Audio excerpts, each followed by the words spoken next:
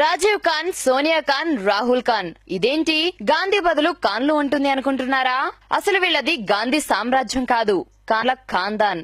అసలు కాంగ్రెస్ పార్టీకి మూలం దాదాపు 150 సంవత్సరాలకి పూర్వం ఆఫ్ఘనిస్తాన్ లో పడింది. దాని వ్యవస్థాపకుడు గాజీ ఖాన్. ఆయనకు 3 కుమారులు, ఫైజల్ ఖాన్, సలీం ఖాన్, అందరికన్నా చిన్నవాడు మైన్ ఖాన్.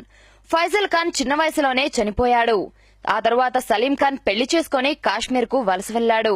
ఆయన వారసులే ఎప్పుడు కాంగ్రెస్ తో సన్నిహితంగా ఉండే కాశ్మీర్ మాజీ ముఖ్యమంత్రి ఫరూక్ అబ్దుల్లా. ఆయన కుమారుడు ఒమర్ అబ్దుల్లా. గాజీ ఖాన్ ఎన్నికలలో ఎప్పుడూ గెలవలేదు. ఆ కోరిక తీర్చుకోవడానికి తన కొడుకును భారత హిందువులను కలపడానికి మొయిన్ ఖాన్ ని మోతీలాల్ నెహ్రూగా పేరు మార్చి భారతదేశంలోకి పంపారు. అయినను ఆ నకిలీ హిందూ కోరిక తీరలేదు. దీంతో ఆయన కుమారుడు జవహర్ లాల్ నెహ్రూ జిన్నాతో కలిసి మత విద్వేషాలను రెచ్చగొట్టారు. దాని ఫలితమే జిన్నా పాకిస్తాన్ కి, నెహ్రూ భారతదేశానికి ప్రధానులు కావడం.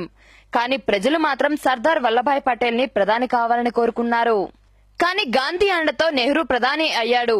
అదే గాంధీని హత్య చేయడానికి ప్రధాన కారణమని గాంధీని చంపిన నాథూరాం గాడ్సే అన్నారు.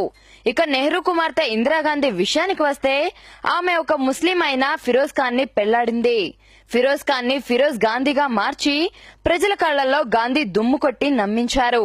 ఆ క్షణం నుండి గాంధీ పేరును తగిలించుకొని దోచుకోవడం మొదలుపెట్టారు. ఫిరోజ్ ఖాన్, తర్వాత రాజీవ్ ఖాన్, తర్వాత రాహుల్ ఖాన్ ఇలా ఒకరి తర్వాత ఒకరు దేశాన్ని వాళ్లకు తోచిన రీతిలో దోచుకున్నారు. అసలు వీళ్లే గాంధీలు కారు అనడానికి ప్రత్యక్ష ఉదాహరణ.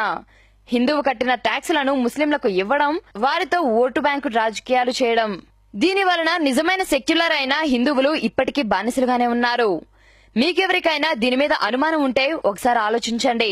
పాకిస్తాన్ కాశ్మీర్లో కొంత భాగం ఆక్రమించుకున్నప్పుడున్న ప్రభుత్వం ఎవరిది?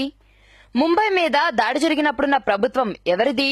చైనా మన భూభాగంలో అడుగుపెట్టినప్పుడున్న ప్రభుత్వం ఎవరిది? మన వీర జవానుల తలలు నరికి పాకిస్తాన్ తీసుకెళ్లినప్పుడున్న ప్రభుత్వం ఎవరిది? బోఫోర్స్ కుంభకోణం జరిగినప్పుడున్న ప్రభుత్వం ఎవరిది? సైనికుల వస్తువులన్నీ వదలకుండా అవినీతి చేసిన ప్రభుత్వం ఎవరిది? సిక్కులను ఊచకోత కూసిన ప్రభుత్వం ఎవరిది?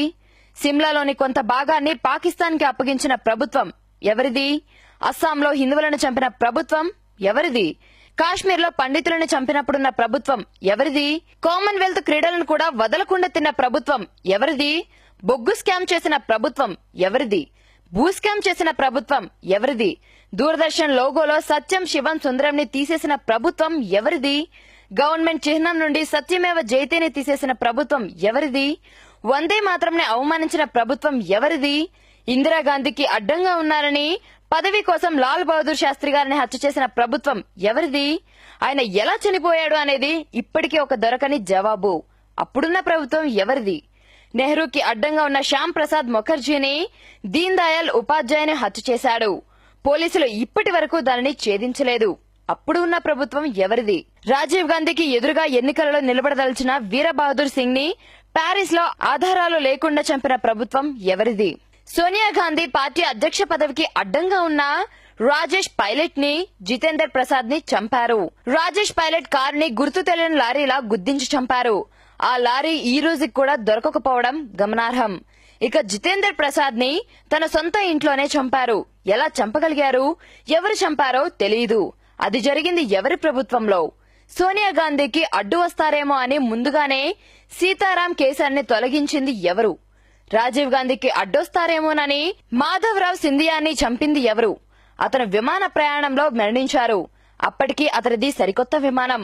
ఏ వాతావరణంలోనైనా ప్రయాణించగలిగే అన్ని హంగులు ఉన్నాయి. ఇది ఎలా జరిగిందో ఇప్పటికీ తెలియదు. అప్పుడు ఉన్న ప్రభుత్వం ఎవరిది? విదేశీ కంపెనీలకు వ్యతిరేకంగా దీక్ష చేస్తున్న రాజీవ్ దీక్షిత్ ను ఎలా చనిపోయారు? అతని శరీరం నల్లగా ఎందుకు మారింది? మామూలుగా విషప్రయోగం వల్లనో విద్యుద్ఘాతం వల్లనో జరుగుతుంది. ఆయన మరణం విషయం కూడా ఒక్క మీడియా ఛానల్లో కూడా కవర్ చేయలేదు. పాఠశాలలో రామాయణ భారతాలు చదవడం నేరం. మరి మదర్సాలలో ఖురాన్ మరియు చర్చిలలో బైబిల్ చదవడం నేరం కాకపోవడం కాంగ్రెస్ ద్వంద్వ నీతికి నిదర్శనం. అమర్నాథ్ యాత్ర మీద ట్యాక్సులను వసూలు చేసిన ప్రభుత్వం హాజ్ యాత్ర మీద సబ్సిడీలు మాత్రం ఇస్తోంది. దీనికంతటికీ ఆఫ్ఘన్ మూలాలు కలిగిన కాంగ్రెస్ పార్టీ మాత్రమే కారణం. భారతీయులారా మేలుకోండి, జరిగినదంతా తెలుసుకోండి.